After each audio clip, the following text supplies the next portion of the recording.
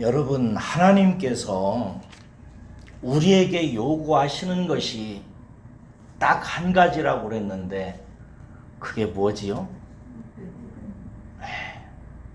하나님이 우리에게 요구하시는 것은 여러 가지가 아닙니다. 딱 하나입니다. 믿음입니다. 이 믿음이 무엇이냐에 대해서 히브리서 11장 6절에서는 이렇게 얘기합니다. 믿음이 없이는 하나님을 기쁘시게 하지 못하나니 하나님께 나아가는 자는 반드시 그가 계신 것과 또한 그가 자기를 찾는 자들에게 상 주시는 이심을 믿어야 할지니라. 상 주시는 이심을 믿어야 할지니라 라고 믿음을 설명합니다. 히브리서에서 가르쳐주는 믿음의 중요한 정의 중에 하나는 기대감입니다. 하나님께 나아가는 자는 기대를 해야 된다는 것입니다. 그것이 믿음이라는 것입니다. 오늘 이 아침에 여러분들이 하나님 앞에 나오면서 마음에 하나님께서 내게 상 주실 것은, 내게 좋은 것을 주실 것은, 내게 기쁨을 주실 것은, 내게 합당한 선물을 주실 것을 믿으시기를 주의 이름으로 축원합니다. 이것을 하나님이 기뻐하십니다. 주일날마다 이렇게 하나님께 나오면서 여러분 가슴속에 오늘 내가 하나님께 나가면 하나님께서 나를 위로해 주실 거야. 내 삶의 문제에 대해서 뭔가 해답을 주실 거야. 내 아픔과 고통과 눈물에 대해서 하나님께서 뭔가 길을 내실 거야.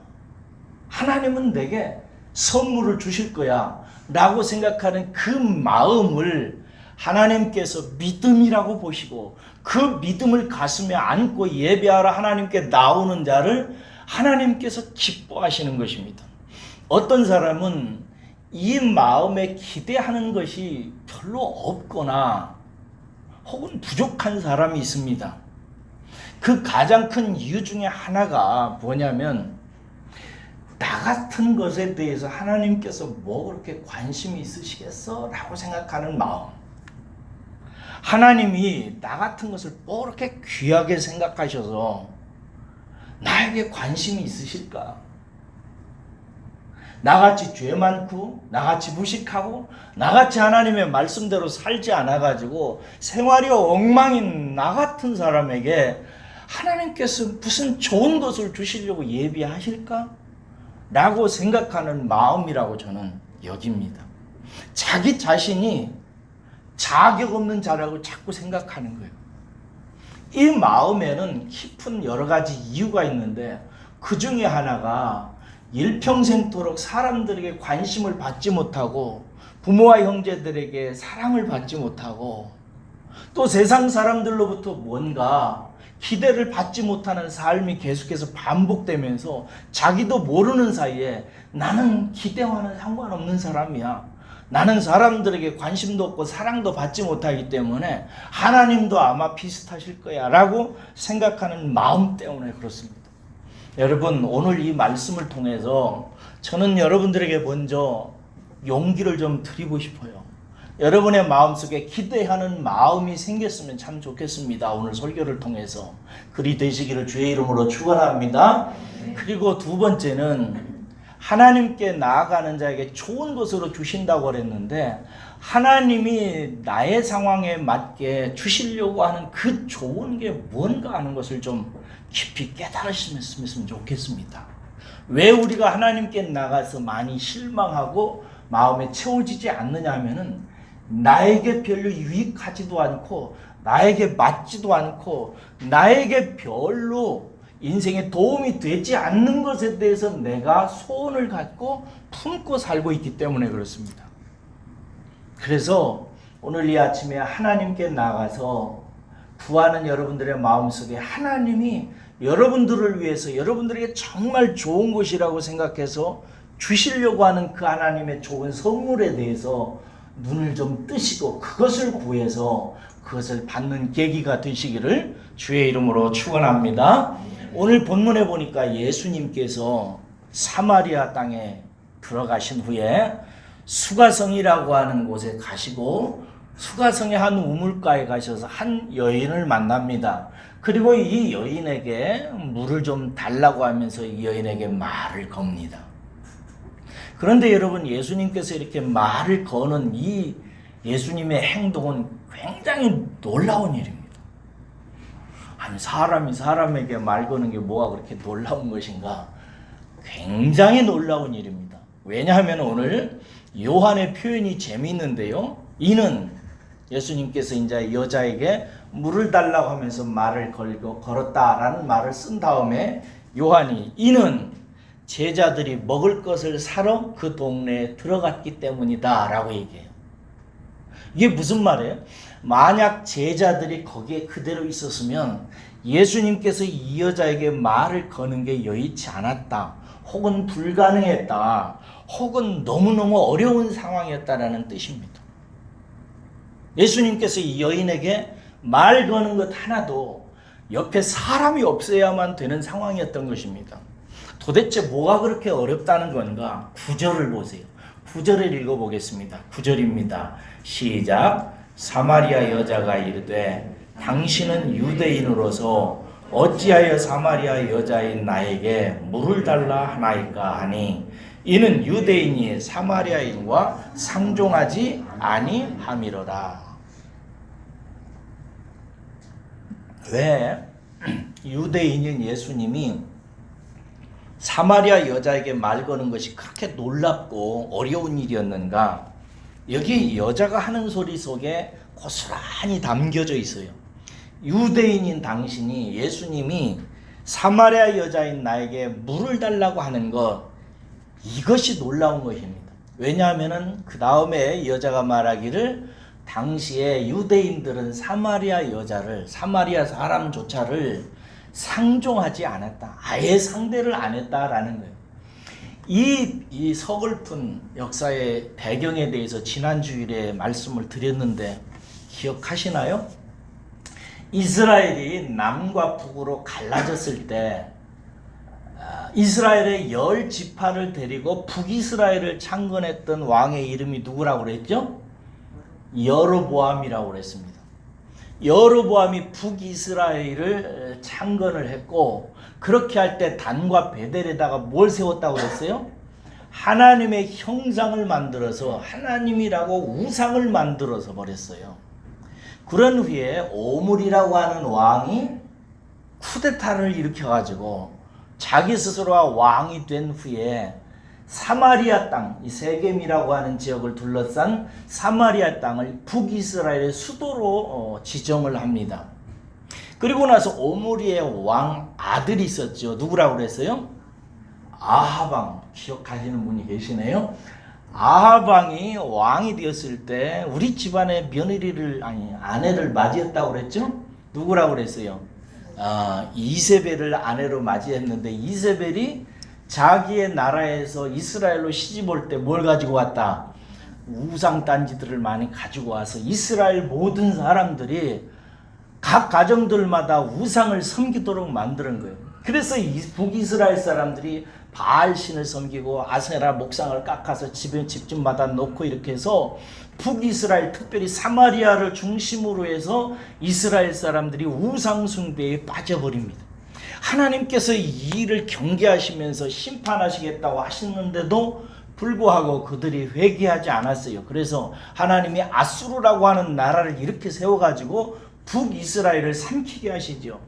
그래서 북이스라엘이 멸망을 하게 되는데, 멸망하고 나서 아수르의 정책 중에 이런 정책 폈다고 말씀드렸는데 이해하시나요? 아수르에 있는 사람들을 데려다가 사마리아 땅, 북이스라엘 땅에다가 살게 만들고, 또 북이스라엘 사마리아 지역에 있는 사람들을 데려다가 아수르에다 살게 만들어서 아수르 민족하고 북이스라엘 민족, 사마리아 사람들하고 섞이게 해서 혼혈족이 되게 했다. 이건 심각한 문제인 것입니다. 왜냐하면 이스라엘은 그 당시에 혼혈을 절대 허락하지 않았거든요. 율법이. 하나님도 그렇게 하지 말라고 그랬고, 그런데 북이스라엘 사마리아를 중심으로 해서 율법을 어길 뿐만 아니라 혼혈족도 됐고 우상도 섬기고 이렇게 된 거예요. 나중에 이제 남유다도 망했다가 북이스라엘도 다시 망했다가 다시 통일이 광복이 되어가지고 돌아와서 에스라와 스가랴와 이런 사람들을 중심으로 해서 이스라엘의 성전을 회복할 때 사마리아 사람들이 자기들도 함께 성전을 함께 지켰다고 얘기하잖아요. 이때 유다 사람들이 사마리아 사람들을 받아들였나요? 안 받아들였나요? 안 받아들였어요. 왜냐하면 율법도 어기고 우상도 숭배하고 이미 다민족과 혼혈족이 되었기 때문에 그들을 받아들이지 않습니다. 이 일로 인해서 사마리아 사람들이 유다에 대해서 반감을 갖고 유다 사람들이 성전을 재건하는 일을 방해하고 원수짓을 합니다. 그래서 남유다 북이스라엘 특별히 사마리아하고는 완전히 원수가 돼요. 그렇게 되자 사마리아 사람들이 이제 다시는 예루살렘으로 갈 수 없으니까 세겜 땅에다가 그들 나름대로의 성전을 짓고 모세 오경도 변형을 시켜가지고 사마리아 오경으로 바꾸고 이래가지고 아예 우상을 숭배하고 성경도 바꿔서 다른 그 신앙을 갖게 돼요. 이렇게 될 때 유다 사람들은 사마리아인들을 아주 개 취급을 합니다. 이방인들보다 더 못된 놈들이라고. 그래가지고 아예 상종을 안 합니다. 지난주일에 말씀드렸다시피 이스라엘하고는 나라가 이렇게 긴 모형을 갖고 있다면 가운데 무슨 땅이라고 그랬어요? 사마리아 땅이고, 유다 사람들이 북 갈릴리 지역을 갈 때 어디로 간다고 그랬어요?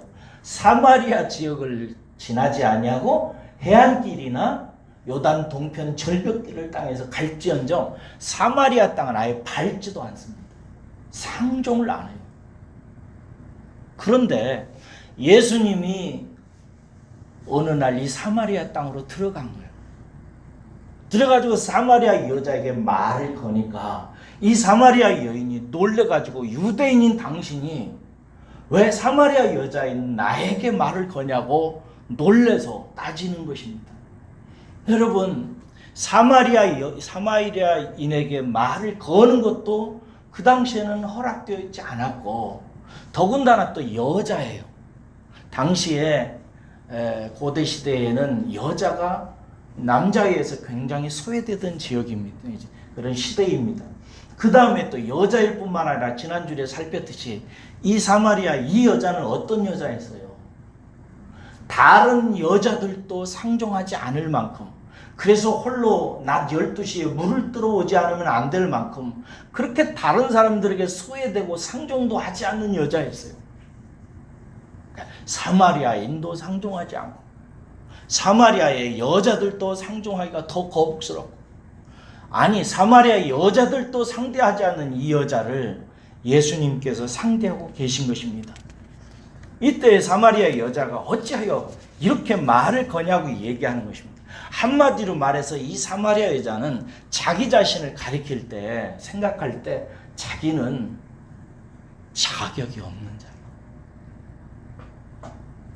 이스라엘 유다 사람과 얘기할 수 있는 자격도 없고, 요즘 우리말로 말하면 모두에 제가 여러분들에게 말씀드렸듯이 내가 하나님 앞에 나가서 하나님의 관심과 사랑과 은혜와 선물을 받을 그런 아무런 자격이 없는 자임을 요한은 지금 얘기한 후에 이 여자의 입술을 통해서 당신은 나와 아무런 상관을 할 수 있는 사람이 아니라는 고백을 통해서 우리에게 말하고 있는 것입니다. 우리나 그도 동일하고 우리도 자격 없는 자라고. 그런 자를 대표하는 여자가 바로 이 사마리아 여자인 것입니다. 그런데 예수님은 왜 이 여자에게 여러분 말을 거는 걸까요? 왜 거는 걸까요? 막연하게 생각하지 말고 분명히 알아야 되는데 왜 말을 걸으셨을까요? 10절을 보세요. 10절을 읽고 찾아보셔야 됩니다. 10절을 읽고 찾아보세요. 왜 말을 거셨는지. 시작. 예수께서 대답하여 이르시되 네가 만일 하나님의 선물과 또 내게 물 좀 달라 하는 이가 누구인 줄 알았더라면 내가 그에게 구하였을 것이요 그가 생수를 내게 주었으리라. 그 이유를 찾았습니까? 예수님이 말을 거신 이유, 하나님의 선물 때문이라. 주님께서 말씀하십니다. 네가 하나님이 너에게 주시려고 하는 선물을 만약에 네가 알았더라면, 그리고 그것을 너에게 주도록 보냄받은 내가 누구인지를 알았더라면 너는 틀림없이 하나님이 너를 위해서 예비하신 그 선물을 기뻐했을 것이고, 그 선물을 나를 통해서 받기 위해서 나에게 그 선물을 달라고 했을 것이고, 나는 그 선물을 너에게 주었을 것이다 라고 얘기하는 거예요. 예수님께서 사마리아 이 여자를 찾아가신 이유는 이 자격 없는 여인에게 하나님께서 주시려고 하는 선물이 있었다는 거예요. 만약에 네가 천지 오죽 만물을 주신 여호와 하나님이 너를 위해서 준비한 선물이 있다는 사실을 알았더라면, 그리고 나 예수가 그 선물을 전달하기 위해서 온 선물 전달자라는 사실을 만약에 네가 알았더라면, 너는 기뻐하면서 나에게 하나님이 나를 위한 선물을 예비하셨다고요? 당신이 그 선물을 나에게 주시려고 오신 분이라고요? 그러면 제게 주세요. 제가 받겠습니다 라고 얘기했을 것이라는 거예요. 사랑하는 여러분, 하나님은요 아들을 보내셔서 이 여인에게 선물을 주시기를 원하셨던 것입니다. 그래서 예수님은 지난주에 제가 말씀드렸듯이요, 사마리아 땅에 들어가셔야만 하였더라. 거룩한 의무감을 갖고 뭔가 감당해야 될 일이 있다는 사실을 기억하시면서 이 여인에게 예수님께서 그 선물을 건네기 위해서 오셨던 것입니다. 그러나 이 여인은 말조차 걸 수 없는 사마리아 여인, 상종할 수 없는 여인이었습니다. 그래서 예수님이 제자들에게 니들 좀 가서 먹을 것 좀 사와라. 그러니까 제자들을 그 동네에 먹을 것을 사러 가도록 말씀하셔서 제자들 보고 먹을 것 사러 가도록 해서 거기에 아무도 없는 상황을 만드시고 이 여인에게 하나님의 선물 전달식을 지금 진행하고 계신 것입니다. 믿음의 가족 여러분, 하나님은 여러분들에게 선물을 주시기를 원하신다는 사실을 믿으시기를 바랍니다. 어떤 사람은 자기가 아무 자격이 없다고 생각해요. 하나님의 은혜를 아무리 얘기하고 하나님이 여러분들을 향해서 좋은 선물, 은혜를, 인생의 놀라운 기쁨과 위로와 인생의 놀라운 선물을 주신다고 아무리 얘기해도 마음속에 스스로 생각하기를, 하나님이 나에게 그렇게 관심이 있나? 나는 그렇게 사랑하시나? 라고 스스로 생각해요. 왜? 오랜 세월 동안 사람들에게 관심도 받아보지 못하고 그렇게 좋은 선물도 받아보지 못하고 오히려 사람들에게 멸시와 조롱과 이용만 당하면서 사는 것이 인생이기 때문에 누군가, 그것도 우주 만물을 주신 여호와 하나님이 나에게 좋은 인생을 예비했다는 사실을 좀처럼 받아들이지 않는 것입니다. 제가 그 마음을 진짜 많이 이해해요. 왜냐하면 제가 어렸을 때부터 그것을 수없이 경험했기 때문입니다. 한 번은 제가 서울에서 공부하다가 폐결핵에 걸려가지고 피를 쏟아서 고향에 내려와서 3년 가까이 폐결핵을 치료했던 적이 있습니다. 내 손으로 제 엉덩이에 주사를 꽂기를 2년 가까이 꽂으면서 그렇게 치료했어요. 그 말이 그렇지 그게 만만한 세월이 아니었습니다. 그런데 의사 선생님이 그러더라고요. 폐결핵에 걸리면 잘 먹어야 된대요. 그러니까 대부분의 사람이 결핵균을 가지고 있는데 그 보유한 결핵균이 폐결핵으로 나타나는 데는 대부분 영양실조 때문에 그래요. 그렇다고 몸이 약해서 그렇다고 좋은 것을 많이 먹으라고 하더라고. 근데 시골에서 뭐 좋은 것이 먹을 게 있어야죠. 요즘같이 달라서. 그래서 제가 한 일이 한 두 가지인데요. 첫째는 삽을 가지고 들판이나 혹은 저기 논다랑이나 이런 데 가가지고 그 개울을 조그마한 또랑을 막아가지고 거기에서 물고기를 잡았어요. 그러나 미꾸라지나 붕어나 가물치나 이런 것을 잡아가지고 집에 가져와서 집 근처에다 조그마한 웅덩이를 만들고 거기에다 물고기를 넣고 그 물고기를 이제 늘 이렇게 삶아 먹고 그랬어요. 왜냐하면 몸을 이제 좋게 만들기 위해서. 또 하나는 뭐 붕어나 이런 것이 뭐 그렇게 영양가가 있겠어요. 그래서 소고기나 돼지고기 이런 게 좋지요. 그런데 그건 살 돈은 없고. 근데 먹는 방법이 있어요. 다른 동네에, 우리 동네나 다른 동네에 잔치집이 있으면 회갑이나 돌잔치나 결혼이나 이런 거 있으면 그 집에 가는 거예요. 가가지고 실컷 먹고 오는 거예요.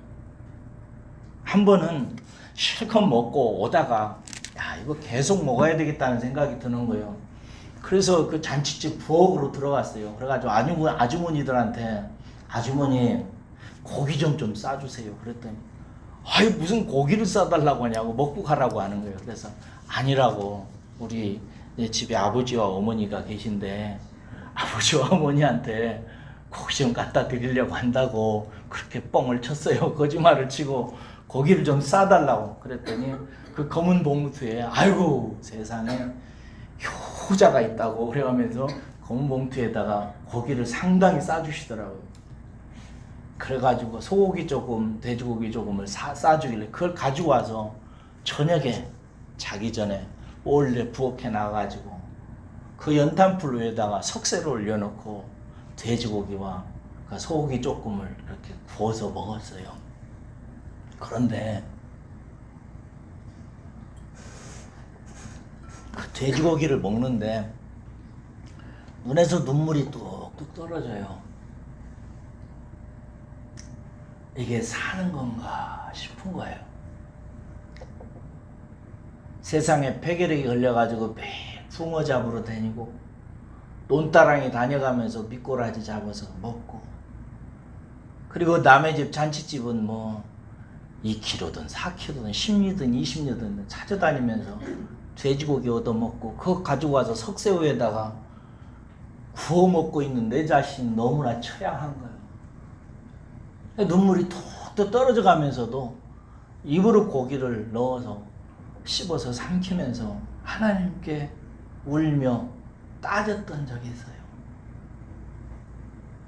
하나님, 당신이 저에게 사랑인 것 맞습니까? 하나님, 당신은 진짜 나를 사랑하십니까? 당신은 나에 대해서 정말 관심이 있으십니까? 내가 사는 것, 우리 집이 사는 것, 내가 요즘에 사는 것, 이 꼬락서니를 당신은 진짜 보고 계십니까? 섭섭합니다. 하면서 고개를 꾸역꾸역 씹어서 삼켰어요. 그때는 도무지 믿어지지가 않는 거예요. 가슴에 공감이 안 와. 주일날마다 교회 가서 목사님이 하나님은 사랑이라고 하는데 우리 인생에 대해 관심이 있다고 하는데 우리의 사정을 살피는 분이라고 하는데 그분이 소망이라고 하는데 그분은 위로라고 하는데 마음에 공감이 안 와요. 그랬던 적이 있어요. 그때는 그랬어요. 그런데 여러분, 하나님께서 그 시절을 통해서 지금 돌아다 보면 하나님께서 그때 나와 함께 하셨음을, 나를 통해서 오직 하나님만 바라보게 하셨음을, 하나님이 진실로 위로이고 하나님이 진실로 사랑이고 나를 돌보는 분이라는 사실을 깨닫게 하기 위해서 깊은 삶의 나락에 있게 하셨다는 사실을 나중에 조금씩 제가 깨달아갑니다. 오늘 이런 우리에게 주님은 사마리아 여인에게 하신 말씀을 통해서 우리에게 또한 말씀하십니다. 하나님은 너에게도 선물 주시기를 원하신다. 할렐루야. 하나님은 여러분들에게도 선물을 준비해 두셨다는 사실을 믿으라고. 하나님은 여러분들에게 관심을 갖고 있고 여러분들의 인생을 돌보고 있다는 사실을 알게 될 거라고. 하나님의 그 선물이 여러분들에게도 함께 하고 있다는 사실을 믿으라고 말씀하시는 것입니다. 사랑하는 여러분, 예수님은 그래서 우리 앞에 하나님의 선물 전달자로 오신 것입니다. 이 믿음을 오늘 이 아침에 여러분 가슴속에 품으시기를 주의 이름으로 축원합니다. 다 아직 내 마음속에 깊이 공감되지 않을지라도 예수님은 누구라고요? 하나님의 선물 뭐라고요? 전달자. 하나님이 나를 위해서 예비하신 그 선물을 전달하기 위해서 이 세상에 오신 분이라는 사실을 마음속에 믿으시고 기대를 회복하시기를 주의 이름으로 축원합니다. 기대하고 기도하고 기다리십시오. 여러분들이 꼭 필요한 그날, 여러분들이 기대했던 그것이, 다 하려고 기도했던 그것이, 그래서 기다렸던 그것이 여러분의 인생에 쏟아지는 날이 온다는 사실을 믿으시기를 주의 이름으로 축원합니다. 그래서 여러분들이 여러 가지 하나님의 좋은 선물들을 받아 누리는 인생이 되었으면 좋겠어요. 그런데 여러분, 여러분들에게 꼭 전달하고 싶은 하나님의 선물이 있어요.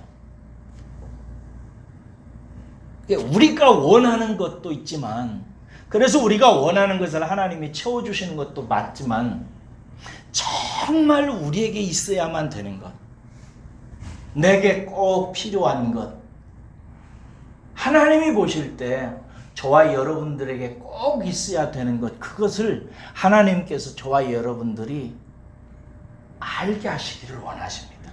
그리고 그것을 전달하러 오신 주님을 향해서 그것에 대해서 기대하고 주님께 구하고 얻도록 하나님께서는 인도하신다는 사실을 기억하셔야 돼요. 여러분, 하나님이 우리에게 정말 좋은 것으로 주시기를 원하는 게 뭔가? 그것은 생수입니다. 뭐라고요? 생수예요. 여러분들이 꼭 예수 그리스도가 하나님의 선물 전달자로 이 세상에 오셔서 우리에게 전달해 주려고 하는 것이 생수라고 하는 사실을 기억하고 그 생수를 구하기까지, 알아보기까지 하나님께서 기다리십니다. 하나님도. 생수가 얼마나 나에게 필요한 것인지를 시인해야 되고 알아야 돼요. 여러분, 그런데 생수라고 하니까 여러분 마음속에 떠오르는 게 뭐예요? 제가 어제 설교 준비를 하면서 네이버 사전에서 생수를 검색하니까 그 밑에 쭉 나오더라고요. 제주 삼다수, 스파클, 동원샘물, 롯데 칠성, 아이시스, 풀무원 선물, 선물이 아니라 풀무원 샘물, 막 이런 것들이 막 나오더라고요. 우리는 자연스럽게 이런 것들을 생각합니다. 예수님이 사마리아 수가성 샘가에서 이 말을 하니까 이 사마리아 여인이 어이없다는 듯이 말합니다. 당신은 물을 기를 두레박도 없으면서 무슨 말을 지금 하고 계세요? 하는 거예요. 그러면서 말하기를 이 물만한 물은 절대 없습니다. 이 물보다 더 좋은 물은 없습니다. 라는 말을 해요. 제가 조금 의역을 했는데요. 그 말의 뜻이 뭐냐면 사마리아인이 당신은 물을 기를 것도 없다, 두레박도 없다라고 말한 후에 이 물은 어떤 물이라고 그래요? 깊은 물이라고 합니다. 이 물은 깊다라는 말. 여러분, 물이 깊다라는 말의 그 뜻을 아세요? 좋은 물이라는 뜻입니다. 이 사마리아 성에 있는 수가성 샘물을 나중에 히랍 종교회가 복원을 했는데요. 어느 정도 깊은 물이었냐면 42m 물입니다. 놀라지도 않네. 42m 깊이를 파서 복원을 했어요. 여러분, 어떤 샘물이 40m쯤 들어가서 물이 터졌다면은 이 물이 어느 정도 좋은 물인지를 상상하세요? 옛날 우리 시골에서도 우리 아버지가 물을 팔 때 좀 파니까 몇 미터 파니까 안반이 밑에 돌이 이렇게 자리 잡고 있어가지고 인부들이 포기하려고 하니까 우리 아버지가 그것을 파괴시켰어요. 그래서 2, 3일을 막 계속 돌만 드르륵 하고 파냈어요. 그 돌이 뚫리고 나니까 한 10m쯤 들어가니까 샘물이 터지는데 진짜 물이 우리 시골 고향집 물이 좋았거든요. 근데 40m쯤 팠단 말이에요. 누가? 옛날에 야곱이라고 하는 이스라엘의 조상이 이 샘물을 40m짜리를 판 거예요.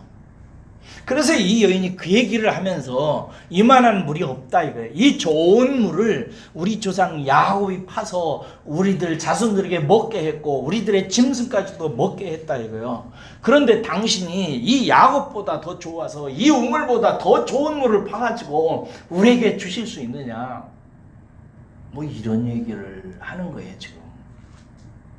여러분, 여기 지금 예수님의 이야기의 소재인 샘물하고 이 여인의 샘물하고가 서로 좀 핀트가 안 맞는 것을 느끼시죠? 서로가 다른 것을 지금 얘기하고 있는 거예요. 그러므로 여러분, 예수님이 주시는 물에 대해서 생각을 해봐야 돼요. 예수님이 지금 생수라고 하시는데 성경에서 생수라 하면 이런 대략 두 가지 뜻을 갖고 있어요. 첫째는 뭐냐면 고여있지 않고 흐르는 물이라는 거예요. 두 번째는 뭐냐면 이 고여있고 흐르는 물은 살게 하는 물이고 생명을 주는 물이라는 뜻을 갖고 있습니다. 이스라엘에 좋은 샘플이 있어요. 이스라엘은 큰 호수가 두 개가 있어요. 북쪽에는 갈릴리 호수가 있고요. 갈릴리 호수 밑에 사해라고 하는 호수가 있어요.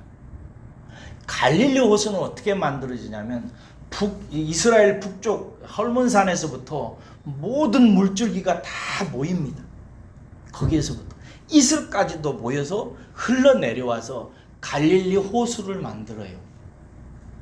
그렇게 만들어진 갈릴리 호수는 요단강을 따라서 흘러내려와서 아래쪽에 있는 사해에 물을 만들어요. 그런데 여러분, 갈릴리 호수는 흐르는 물이에요. 위에서부터 받아가지고 밑에 사해를 향해서 요단강으로 흘러보냅니다. 그런데 아래쪽에 있는 호수인 사해는 그 한문으로 이름이 불리죠. 사해, 죽을 사자래요. 영어로 말하면 dead sea, 죽은 물이라는 거예요. 왜 그래? 흐르지 않기 때문에. 갈릴리 호수물은 살아있는 물이에요. 움직이는 물입니다. 그래서 이스라엘 사람들은 거기에서 또 다른 의미 하나를 만들어냈는데 살리는 물이라는 거예요. 누구를? 수많은 물고기와 생명체들을 갈릴리 호수가 거기서 살려요. 그런데 갈릴리 호수가 단지 물고기만 살려서 뭐 듣자 하니 갈릴리 호수의 물고기들의 종류는 세계에서 가장 종류가 많다고 해요. 각종 풍족한 어족들이 갈릴리 호수에 사는데 그렇게 풍성한 살아있는 물은 단지 물고기만 살리는 것이 아니라 이스라엘을 살려요. 이스라엘 사람들이 대부분 다 이 물을 먹고 살아가는 것입니다. 그런데 그 살아있는 물이 요단강을 통해서 밑으로 내려 사해로 내려가면 사해는 고인 물이에요. 죽은 물입니다. 아무도 그 물을 먹지 못합니다. 그리고 그 물 속에 있는 어떤 생물도 살 수 없다고 그래요. 그냥 소금물이 되어가지고요. 저도 들어가 봤습니다만 들어가서 누우면 사람이 둥둥 떠요. 얼마나 소금기가 많은지. 죽은 바다, 그래서 사해라고 말합니다. 여러분, 주님이 주시려고 하는 물은 이렇게 무엇인가를 살게 하고 살리는 물이에요. 내가 너에게 그리고 세상 사람들에게 주어서 살리려고 하는 생수는 살게 하고 살리는 물이다라는 거예요. 여기서 여러분 예수님이 말하는 물하고 이 사마리아 여자가 알아듣는 물하고는 완전히 다르다라고 하는 사실을 아실 것입니다. 사마리아 여인은 야곱의 우물에서 나오는 육체를 위한 물을 말하고, 예수님께서는 땅의 것을 통해서, 우리 눈에 보이는 것을 통해서 하늘의 것을 얘기하고 있는, 무엇을 살리는? 영혼을 살리는, 내 속을 살리는, 내 마음의 영적 상태를 회복시키는 생명의 원천이신 하나님의 생수를 말하는 것입니다. 여러분, 우리에게 필요한 게 뭔가? 하나님께서 우리에게 선물로 주시려고 하는 이 물이 뭔가? 그것은 우리를 살게 하는 물, 우리의 영혼을 회복시키는 물, 우리의 깊은 영혼의 샘의 심원을 살리는 물, 이 영생의 샘물을 의미하는 것입니다. 땅의 차원에서 사랑하는 여러분, 하나님께서 나를 위해서 예비하신 선물만 기대하고 바라보지 마시고 눈을 열어서 내 영혼을 살리고 내 속사람을 살리고 하나님과의 나의 관계에서 내 심연을 살리는, 하나님께서 주셔서 이 모든 생존을 허락하시는 이 생명의 물, 영원한 물에 대해서 관심을 가지시기를 주의 이름으로 축원합니다.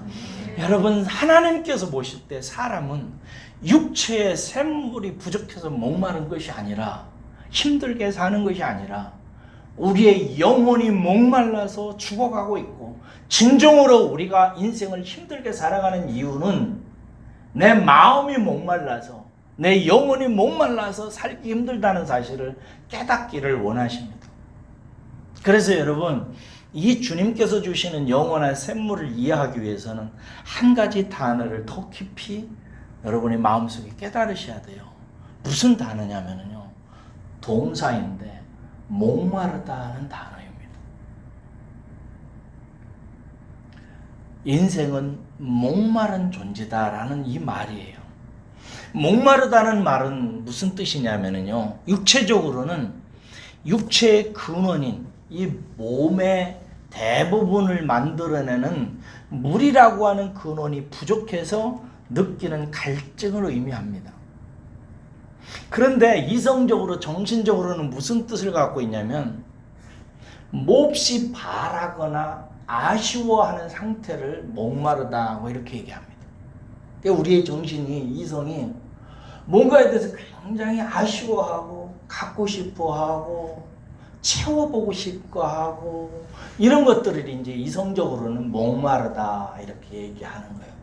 영적으로는 무슨 뜻인가? 이 두 가지, 육체적인 목마름과 인간적인 목마름으로 채워지지 않는 심령의 메마른 상태를 말하는 것입니다.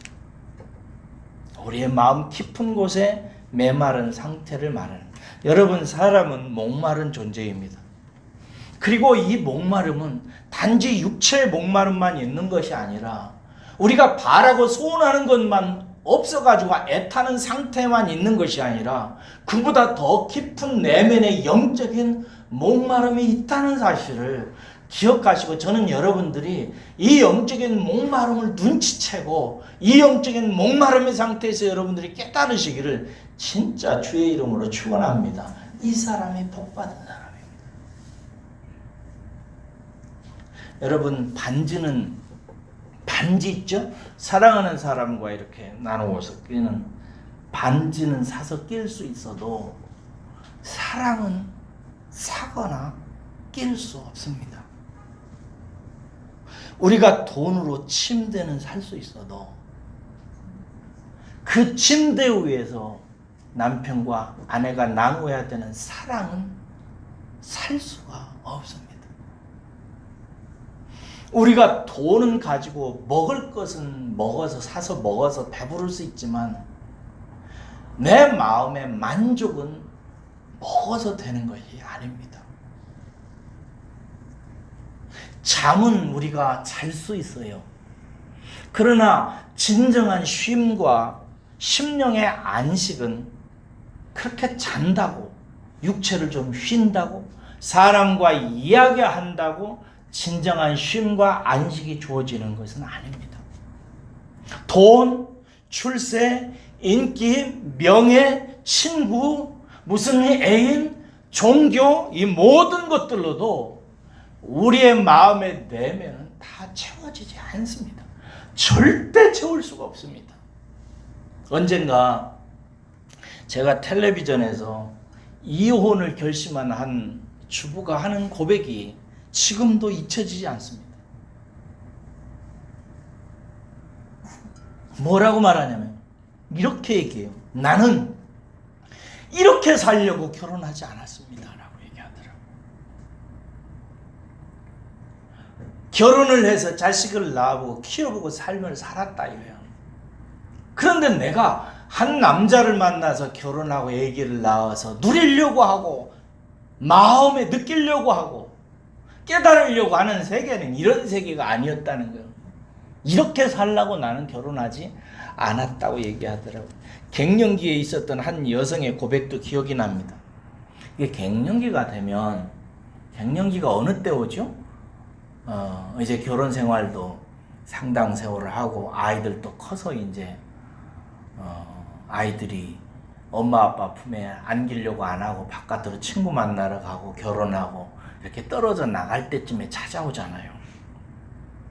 이 갱년기를 맞은 이 한 여성이 이렇게 말하더라고요. 산다는 게, 인생이라는 게 이런 건지 몰랐어요. 허무하다. 너무 허무하다고 얘기하더라고요. 한 중년 남성이 재밌는 얘기를 했는데 뭐라고 얘기했냐면, 나는 강아지에게 내 인생이 위로받을 줄은 몰랐다고 얘기하더라고요. 무슨 얘기냐면, 애 남자가 이제 결혼을 해서 자식들을 먹여 살리고 해서 열심히 직장 생활을 하는데, 대부분의 직장 생활을 하고 집에 돌아오면은 자기를 환영하는 것은 사랑하는 아내도 아니고 자식들도 아니래요. 집에 들어보면 여자 아내도 자고 자식들도 자고 그런데요. 문 열면 누가 와서 제일 환영하냐? 강아지가 막 꼬리를 치면서 와서 막 안기고 핥고 그런데요. 그래서 제일 예쁜 게 강아지래요. 근데 어느 날 그 강아지를 안고 이 중년 남자가 고백을 하는 거예요. 내가 강아지 새끼에게 위로를 받으려고 이렇게 일하나? 강아지하고 무엇을 나눌 수가 있어요? 현대인들이 강아지, 고양이를 그렇게 키우는데 도대체 고양이 키우고 강아지 키워서 무엇을 누릴 수가 있나요? 뭘 나눌 수가 있죠? 그렇죠. 겉으로 뭔가 나눌 수 있죠. 그러나 아무리 강아지와 개하고 나누어도 여러분의 내면의 심령의 깊은 갈망과 갈증과 외로움과 고독을 무엇으로 해소하죠? 사람한테, 친구한테, 돈으로, 명예로, 인기로, 무엇으로 이것을 해결하죠? 인간은 목마른 존재입니다. 무엇으로도 해결할 수가 없습니다. 이런 우리에게 하나님께서 주셔서 해결하고 해결함을 받게 하고 만족을 얻게 하기 위해서 하나님이 우리를 위해서 준비하시고 예수님을 보내주셔서 전달하려고 하는 것이 뭔가? 생수입니다. 그러면 이 생수가 무엇인가? 요한복음 7장에 가서 요한이 가르쳐주는 이 생수의 뜻을 확인해 봅시다. 요한복음 7장에 가보십시오. 요한복음 7장 37절에서 39절 말씀입니다.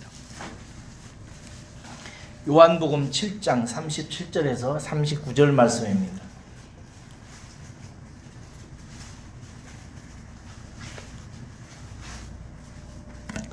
요한이 하나님이 우리를 위해서 준비하신 그 선물, 예수님을 통해서 전달해 주려고 하는 그 선물인 생수가 무엇인지에 대해서 이렇게 말합니다. 읽겠습니다. 시작. 명절 끝날 곧 큰 날에 예수께서 서서 외쳐 이르되 누구든지 목마르거든 내게로 와서 마시라.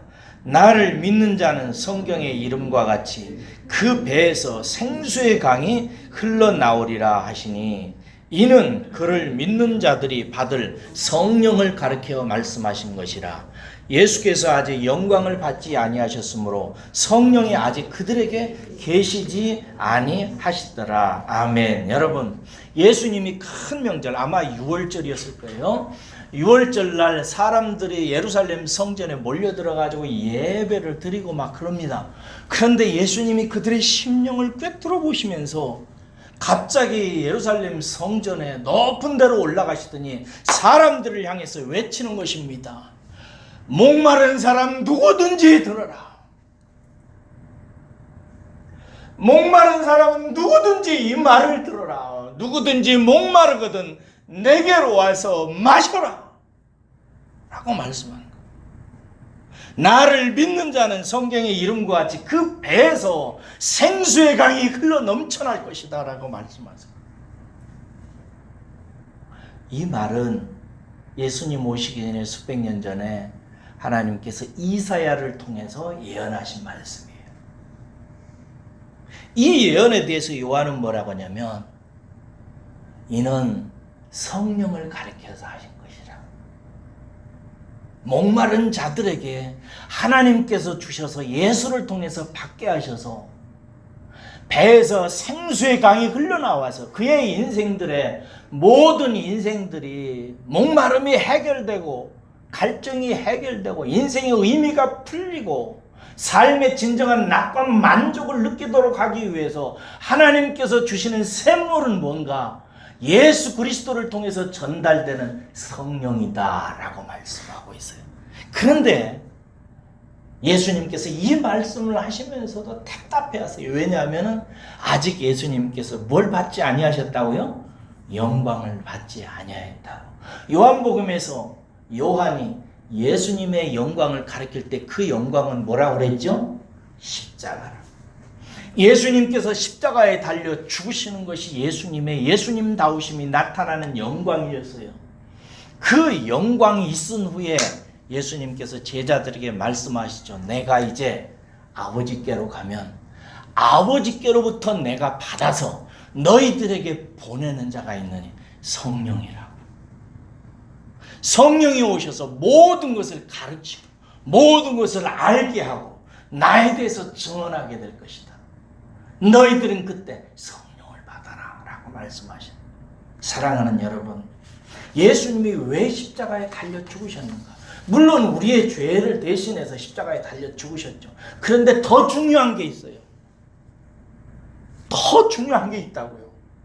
예수님이 십자가에 달려 죽으신 이유 중에 우리의 죄를 대속하기 위해서 죽으신 것보다 더 중요한 게 있어요. 성령 받기 위해서 죽으셨어요. 할렐루야. 성령 받게 하기 위해서.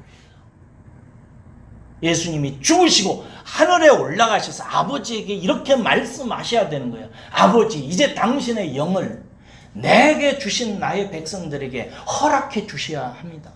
왜냐하면 이제 때가 되었기 때문이면 내가 나의 보혈로 내 백성의 몸과 마음을 깨끗하게 했으니 이제 거룩한 영을 저들의 마음속에 넣어주셔도 됩니다. 이제 그때가 됐습니다. 허락해 주십시오. 라고 아버지께로부터 성령을 받아서 성령을 우리들에게 보내시는 때가 예수님이 십자가에 달려 죽으시고 부활하시고 승천하신 후인 것입니다.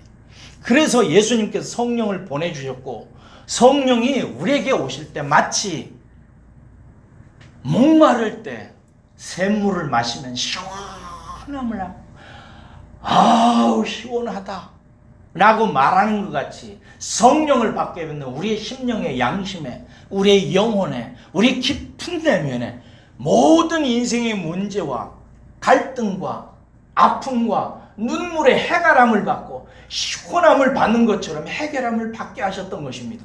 그래서 성도는 여러분 마음속에 이 갈망이 있어요. 자, 이 말을 중요하게 받아들이세요.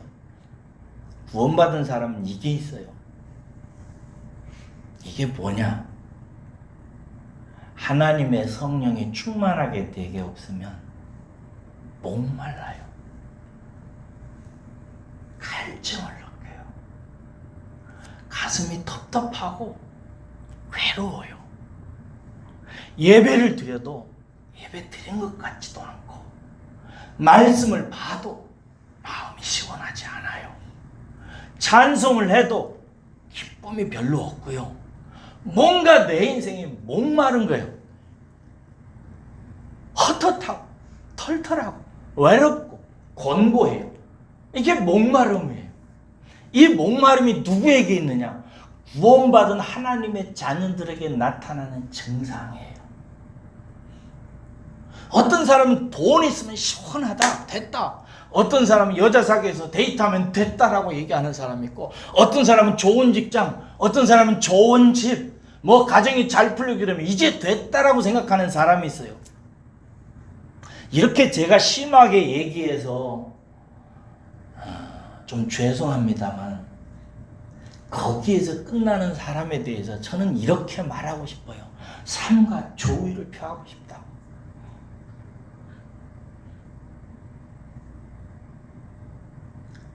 아니에요. 거기서 끝나면 안 돼요. 아무리 돈을 벌어도, 아무리 좋은 것을 먹어도, 아무리 좋은 것을 입어도 만족함이 없어야 돼요. 마음의 갈등이 일어나고, 이게 사는 게 아닌데, 이게 일어나야 돼요. 이게 성령께서 우리에게 임하기 전에 성령께서 하시는 사역이에요. 여러분의 심령에 그런 갈증이 있으시기를 주의 이름으로 축원합니다. 좋은 갈증입니다. 하나님께 복받은 사람이 느끼는 갈증입니다. 이 갈증이 있는 성도가 이렇게 찬양합니다. 목마른 내 영혼 주가 이미 허락한 그 귀한 영생수 주여 갈망합니다. 그 약속 따라서 주께 간구하오니 오 주여 내 기도 어서 들어주소서 하면서 찬송하며 그 약속을 붙들고 하나님 기도하니까 예수님을 그것을 위해서 오신 선물 전날짜로 받고 예수님을 통해서 그 선물 받으려고 구하니까 오 아버지 하나님이 이 귀한 영생수 나에게 주십시오 하고 기도하는 거예요. 예수님께서 사마리아 여인에게 하신 얘기가 그래요. 하나님이 너를 위해서 준비한 선물을 네가 알았더라면, 그리고 내가 그 선물을 전달하기 위해서 온 자라는 사실을 네가 알았더라면 너는 내게 구하였을 것이다. 그리고 나는 너에게 그 선물 생수를 줬을 것이다. 성도는 그래서 예수님께 나가서 구하는 거예요. 주님, 내게 생수를 주십시오. 내게 성령을 충만히 허락해 주십시오. 사랑하는 여러분, 무엇보다도 성령을 구하시는 여러분들 되시기를 주의 이름으로 축원합니다. 성령 충만 그렇게 받으시기를 주의 이름으로 축원합니다. 그렇게 성령 충만 받은 사람이 이렇게 찬양합니다. 그 차고 넘치는 주의 은혜의 물결 힘차게 밀려와 내가 만족합니다. 오 할렐루야로 주를 찬양하오니 내 마음의 기쁨이 항상 충만함이라. 충만하기 때문에 그렇게 나를 충만케 하는 게 뭔지 아세요? 그 샘물의 성분이 뭔지 아세요? 예수의 사랑, 예수의 사랑 바닷 물결같이 내게 임하니 영광의 물결에 온전히 쌓여서 내 영혼의 기쁨 한량없도다. 할렐루야. 성령의 기름 부으심을 통해서 내게 주시는 샘물의 DNA 성분이 뭔가? 예수님이 나를 사랑하신다는 거예요. 예수님이 나를 사랑하신다. 사랑하는 여러분, 예수님이 여러분들을 사랑하십니다. 이 예수님의 사랑이 머리에만 머물지 말고 여러분 깊은 심령에 깨어진 계곡을 뚫고 들어가서 인생살이를 하면서 고통받고 아파하고 슬퍼하고 눈물 짓는 찢어진 마음 계곡 틈새를 비집고 들어가서 가장 깊고 내밀한 그곳까지 내려가서 여러분의 심령을 그 성령의 성분인 예수 그리스도의 사랑으로 싸매주고 치료해주고 회복시키기를 주의 이름으로 축원합니다. 이 은혜의 선물이 우리에게 필요한 거예요. 이것이 하나님께서 우리에게 주시려고 하는 선물이에요. 그래서 옛적에 예수님 오시기 전에 수백 년 전에 이사야 선지자를 보내가지고 이렇게 얘기합니다. 오늘 제가 묵도할 때 읽어드렸던 말씀이에요. 너희 목마른 자들아 물로 나오라. 돈 없는 자도 오라. 너희는 와서 사 먹되 돈 없이 값 없이 와서 포도주와 젖을 사라. 너희가 어찌하여 양식 아닌 것을 위하여 은을 달아주며 배부르지 못할 것을 위하여 수고하라. 나를 청종하라. 내가 하는 말을 잘 들으라. 성령은 누가 받는가? 누가 충만히 누리는가? 하나님이 나를 위해서, 내게 꼭 필요해서 나를 위해서 예비해 두신 것이 하나님의 선물, 그 영혼의 생수라는 사실을 이해하고 깨닫고 하나님이 나를 위해서 예비해 주신 그 선물이 무엇인지를 알고 그 선물을 주기 위해서 예수님이 오셨다는 사실을 알고 그리고 예수님께 나아가서 그 선물 달라고 기도하는 자입니다. 그 자에게 하나님께서 그 선물을 주는 거예요. 그 사람이 성령을 받게 되어 있는 거예요. 그러니까 여러분, 매사에 성령 구하시기를, 매사에 성령 충만하시기를 주의 이름으로 축복합니다. 제가 지난주 월요일인가 화요일인가요? 드라이브를 하는데 차를 보는데 막 비가 쏟아지는 거예요. 여러분들도 지난주에 내렸던 폭우를 보셨나요? 막 쏟아지는 거예요.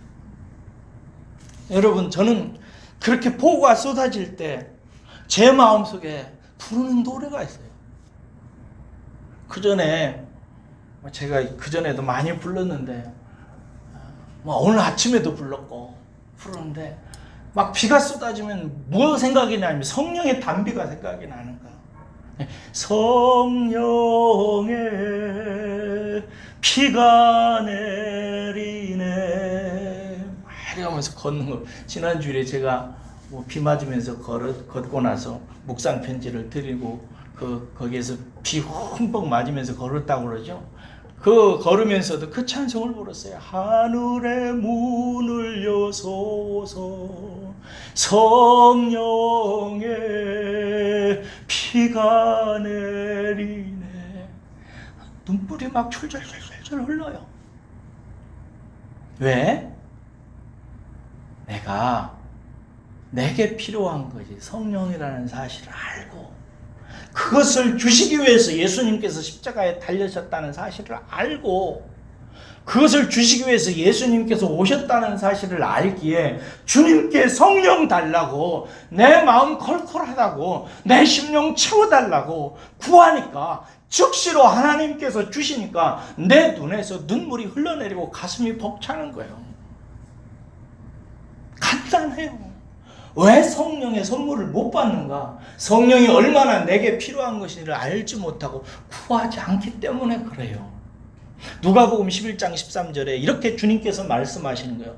너희가 악할지라도 좋은 것을 자식에게 줄 줄 알거든 하물며 하늘 아버지께서 구하는 자에게 성령을 주시지 않겠느냐.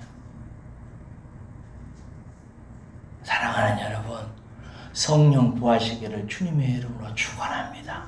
우리에게 필요한 것이 그거예요. 이번 한 주일에 여러분 성령을 구하세요. 성령 충만하게 달라고. 그러면 하나님께서 기뻐하시고 여러분의 심령에 성령을 반드시 주십니다. 그것이 이사야를 통해서 약속하시고 예수님을 통해서 성취하신 하나님의 놀라운 선물의 약속입니다. 이 약속 다 받으시기를 주의 이름으로 축원합니다. 기도하겠습니다.